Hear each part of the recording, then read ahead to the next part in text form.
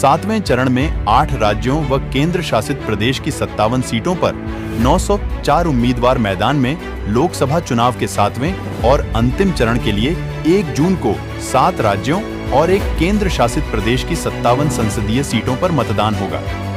इस चरण में कुल 904 उम्मीदवार चुनावी मैदान में हैं। चुनाव आयोग ने बुधवार को बताया कि लोकसभा चुनाव के 7वें चरण में होने वाले मतदान के लिए 7 राज्यों और एक केंद्र शासित प्रदेश के 57 संसदीय क्षेत्रों के लिए कुल 2105 नामांकन पत्र दाखिल किए गए थे।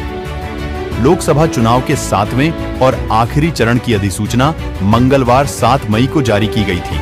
वहीं इस चरण के लिए नामांकन पत्र दाखिल करने की अंतिम तिथि 14 मई थी।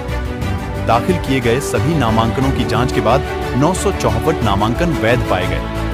इनमें से 50 उम्मीदवारों ने चुनाव से अपना नाम वापस ले लिया। ऐसे में अब कुल 904 उम्मीदवार ही मैदान में बचे हैं। आयोग के अनुसार नाम वापसी के बाद अब बिहार की 8 सीटों पर 134, चंडीगढ़ की 1 सीट पर 19, हिमाचल प्रदेश की 4 सीटों पर 37, झारखंड की 3 सीटों पर 52, ओडिशा की 6 सीटों पर 66, पंजाब की 13 सीटों पर 328, उत्तर प्रदेश की 13 सीटों पर 144 और पश्चिम बंगाल की 9 सीटों पर 124 उम्मीदवार अंतिम रूप से चुनाव मैदान में हैं। आयोग के अनुसार इस चरण में पंजाब में 13 संसदीय निर्वाचन क्षेत्रों से अधिकतम 598 नामांकन फॉर्म थे। इसके बाद उत्तर प्रदेश में 13 संसदीय क्षेत्रों से 495 नामांकन थे। छत्तीस बिहार के जहानाबाद संसदीय क्षेत्र से सर्वाधिक 73 नामांकन पत्र प्राप्त हुए। इसके बाद पंजाब के 7 लुधियाना संसदीय क्षेत्र से 70 नामांकन पत्र प्राप्त हुए। लोकसभा चुनाव के 7वें और अंतिम चरण के लिए मतदान 1 जून को होगा।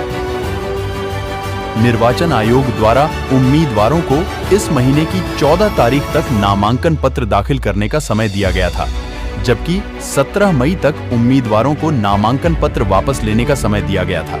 लोकतंत्र का यह महापर्व अब अपने अंतिम छोर पे पहुंच चुका है। अब लोगों को 4 जून का इंतजार रहेगा।